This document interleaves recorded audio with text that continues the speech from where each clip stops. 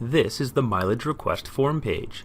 This page is used by staff to report and submit mileage requests for approval and payment for distances traveled for work purposes.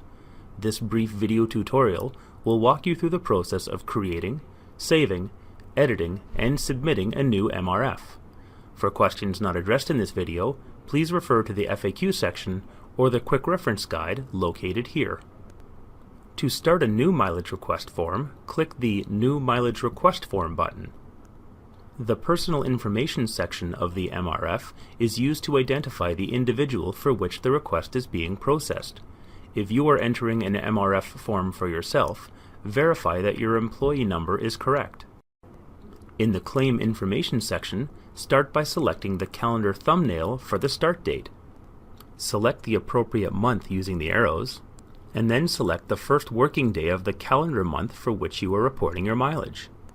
Repeat the process for the end date by selecting the last working day of the month for which you are reporting mileage. Next, select the Approver field and type the name of your direct supervisor in the format last name, first name. Then click the Check Names button to validate the entry. If the name is underlined in red, that means an exact match was not found for the name you entered. If this occurs, simply click on the name and select the correct name from the drop-down list. If the correct name is still not displayed in the drop-down list, then check the spelling of the name and repeat the process. Once the correct name is selected, click the Check Names button again to have the approver information validated. Now it's time to enter in your mileage information. Scroll down the screen to get to the Mileage Expenses area of the form.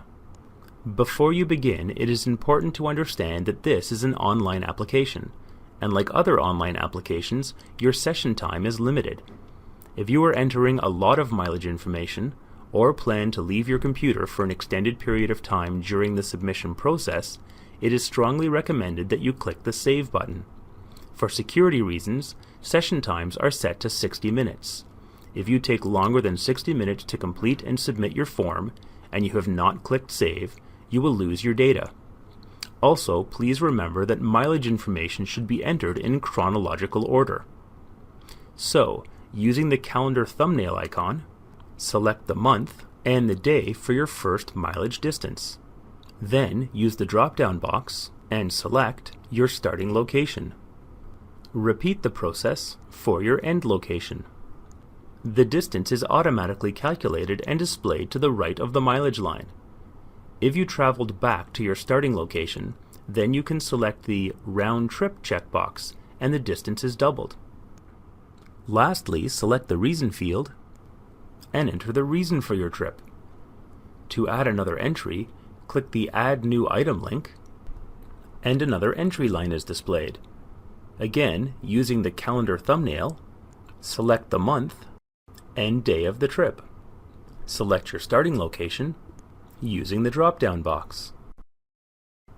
If your destination was a non-board location, click the Non-Board Location checkbox and enter the full address. If you do not have the address handy, you can always open a new browser window, search for the name of the location, select and copy the address, return to the Mileage tab, and paste the full address in the Destination field. As with board locations, the distances are automatically calculated.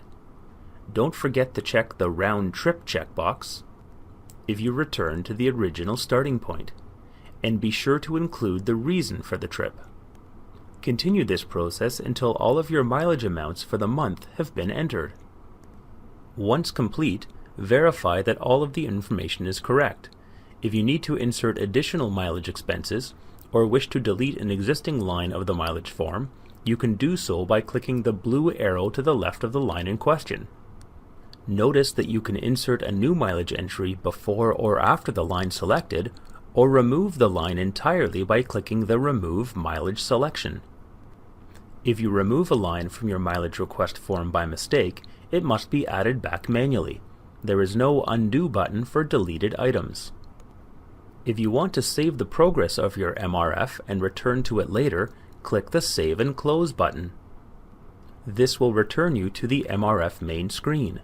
Later, when you want to continue to edit your form, simply scroll down the page, and all forms that have yet to be submitted can be found in the In Progress area. If you wish to delete an In Progress form and start over, you can click the drop-down arrow to the right of the form and select Delete from the displayed menu. To continue editing or to submit a form in progress, click the name of the form and scroll down to the Mileage Expenses area. When you have verified that your form is complete and free of errors, click Submit. Your mileage has now been submitted.